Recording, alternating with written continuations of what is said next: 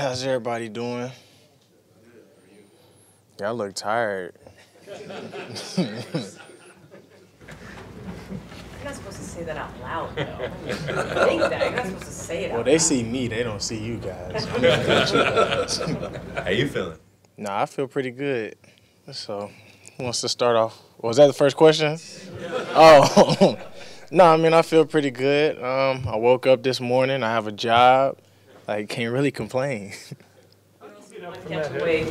You're also one catch away from setting a new career high in the season. That's not only an impressive number, but how much of that is validation to you after everything you've gone through in the last 12 to 18 months? Yeah, well, first off, I didn't know that. But now that I know that, I think it's pretty cool. Obviously, I went through a lot, and I started to realize how everything is based off of timing. It's not always in my time, but it's in God's time.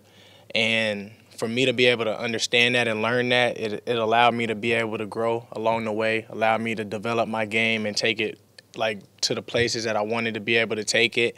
And for that, I'm thankful. Like I said, it's something to be able to do that. If I did it in college a lot, and sometimes I revert back to college, think about like my catches in college, how many catches I had, yards I had, and stuff like that, and it kind of puts a lot of stuff into perspective. But when you do it on a level like this, where it's like literally every player, you're playing against all the players that are really good at their position, to be able to do something like that, I mean, it's those things that I value as well.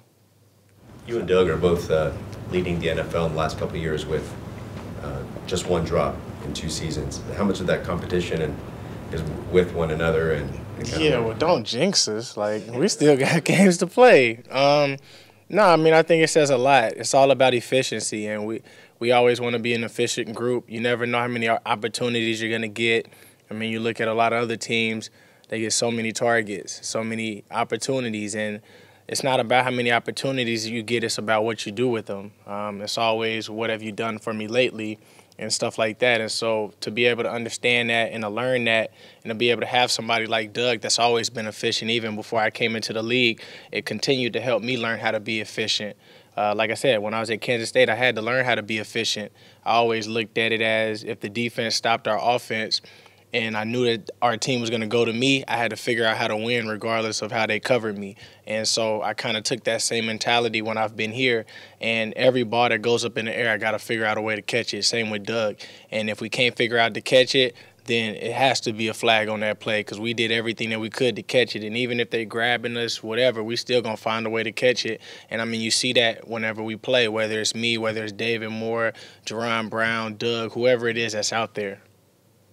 Doug's talked in the past about kind of making the most of opportunities for receivers here because of this offense runs so often. Just for young guys coming in and when you got here, how important is that mindset of you might not get all the targets you got in college, but you got to take advantage of the ones you get? Yeah, I think it takes time for somebody to be able to understand that, but it depends on what they were brought here to be able to do. I mean, some people at, some places are brought in to be the guy right away, and so you got to hurry up and learn how to adapt. Other guys, they're put into a role where they have to be able to learn what their role means and how they're going to be able to help the team out. Because some guys, their role isn't going to be that go-to guy until a couple years later down the road. And so they have to be able to do whatever it is that that team wants. And so the first thing that you learn is just, the opportunities that you get might go down a little bit, but you gotta be able to actually be thankful for the opportunities you do have. And if you do want more opportunities, you got to show them what you can do with the minimum ones that you have. Even if the ball isn't thrown to you, they're still watching to see if you get open. They're still watching to see how you go block. They're still watching to see how you attack the ball when a ball is thrown to you. And so it's those things that create new opportunities when the next week, comes around. And so if you want more, you have to be able to do more with what you have right in front of you. How'd you get up from that hit on the overtime kickoff? I've gotten hit so many times. No, I've been hit worse. Yeah, I just ran a little too hard, dropped the ball. Luckily, I got it back. Took a little hit, went back into the huddle, and just kind of went over, what would I do next time? Obviously it was raining, the wind conditions was different. I probably would make sure I be more cautious in catching it rather than being aggressive, because I was definitely going to be aggressive regardless of if I caught the ball or not. But yeah, man, I got hit so many times. Like, just because you get hit, I always got told if you get hit hard, bounce back up. It takes away all that momentum and stuff. They thought they laid a good hit on you. Guess what? I went back to the huddle. Next play. Did you have any trouble at all at any point in the game with your footing on that turf? Nah, I don't really make excuses for myself. So regardless if the field is terrible, I put it on me. So I'm not going to make no excuse for none of that type of stuff. I mean, you can make an excuse for the rain and the wind and all that type of stuff, but life is not going to be built around excuses. It's all going to be about you and how you decide to approach it. The aggression that you were saying you were going to show in that play, regardless as to whether you caught it or not, is that a decision that you make based on what you're seeing? Is it situational in the game, or is that an entire kind of Brian Schneider and a special teams decision? No, I mean, they trust me when I'm back there, and the way that he kicked it, it was like a little line drive. So obviously they're not going to be at the 25-30 mark whenever they're running down the field.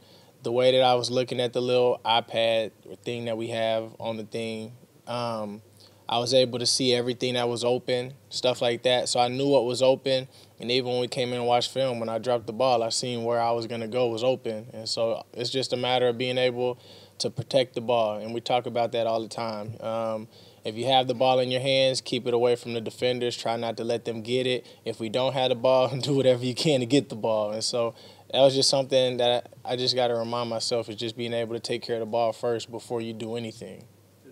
Special at all playing against the Chiefs, given your dad's history there, getting drafted by the Chiefs, playing 4 seasons there? Nah, I pretty much followed in his footsteps my whole life, so nothing's really like that anymore. I mean, I went to the same middle school, high school, same college, same coaches, all that type of stuff. And if anything, it was special the first time I went down there and had to play in Arrowhead. And, you know, it was a lot of friends cheering me on and stuff like that, because a lot of them are K-State fans. And even if they were KU fans, it's just the fact that, you know, it's a part of the Big 12. A lot of people think I'm from Kansas. I'm from Oklahoma, so I'll be having to clear that up a lot. But, yeah, I'm just looking forward to being able to play against the Chiefs. Obviously, that's one of the closest places to back home, Kansas City and Dallas and stuff like that. And my dad's always been a Kansas City Chief ambassador. But, I mean, regardless of who I play, I'm going to go out there and play. It doesn't matter if I have history behind it or not. On the kickoffs, with the new rules this year, have you noticed much of an impact on that at all in terms of, I guess, you specifically? Nah, nothing's really changed. I mean, it's just been more flags just because, you know, you can't wedge and stuff like that. But nothing's really changed. Everything is pretty much the same. And a lot of teams have been finding different ways to be able to take advantage of it. And I feel like they've been doing a good job. After Doug's first touchdown, was that a group celebration there? Nah, we took too long to figure out what we was going to do. And so we was like, you know what, we'll just wait another time. And then you seen Doug score it again. But, we had a couple of them that we wanted to do, but we never finalized throughout the week kind of what we wanted to do, just because we were trying to focus on what it is that we were being asked to do throughout the week. So the fallback is David Moore leapfrogging Baldwin? Oh, no, he just has a lot of energy to be able to do that. So. 2 years ago, around this time, when you before you broke your leg, you mentioned before the game you knew something was going to happen. You knew you were going to get hurt. Is that ever on your mind again around this time of year? No. I mean, it was just one of them things that kind of popped up in my head, and it sounded clear as day. I felt like, if I don't want to get spiritual, type stuff, but I felt like, God told me something was going to happen. And when I went out there, it wasn't a surprise, so I was ready for it. I can't sit here and say that, I don't think about none of that stuff now, but I know that regardless of what happens, I'm going to trust God throughout everything. That was the best thing that happened to me, because it took me places where I've never would have gone had everything happened to me the way I wanted it to happen. And so regardless of how people think about it or how they go about it, I can't stand up here now and y'all to ask what I'm doing this year that's different without having to be able to talk about that and say what I had to go through and what I had to experience. It was different from the surgery on my wrist. It was different from the surgery on my shoulder.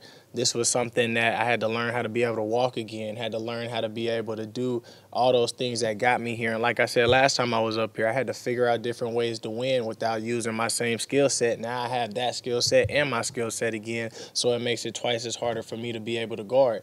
I had to learn how to work on my mental game on and off the field. There's so many things that injury did that allowed me to be able to take my game to a whole nother level. And for that, I mean, I'm thankful for it. It also removed the people who I thought was there for me in my life who wasn't, and it brought people who I didn't think was going to be a part of my life closer.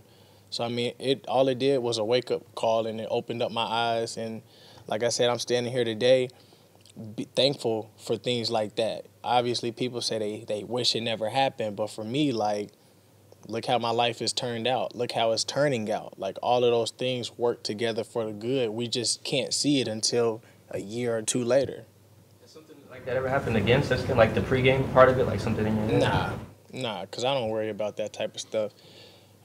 Usually if I feel like I'm hearing something from God, I have peace. And when I heard that a while ago, I had peace. But that stuff don't pop up in my head. I just go out there and play. I understand if something happens, it happens. If it doesn't happen, that's fine. But like I said, I know it's gonna work together for the good.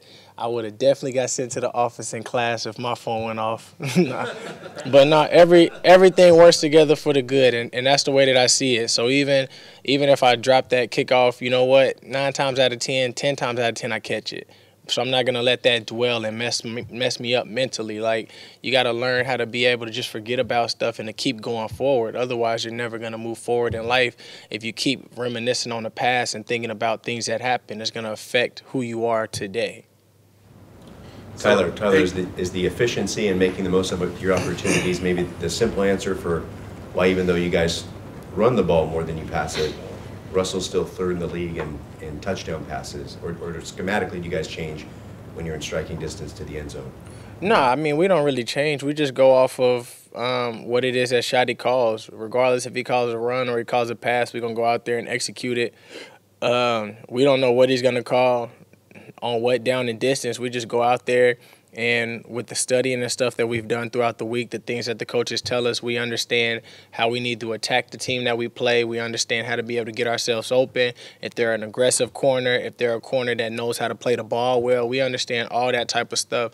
And so when we go against that person, we understand what position we need to put them in to be able to go out there and put ourselves in the best position to catch the ball.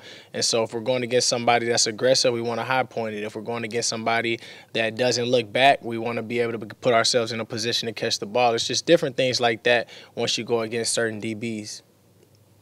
So, hey, Tyler, what do you remember about Arrowhead and growing up there, or growing up around it? I mean, what kind of memories do you have of being?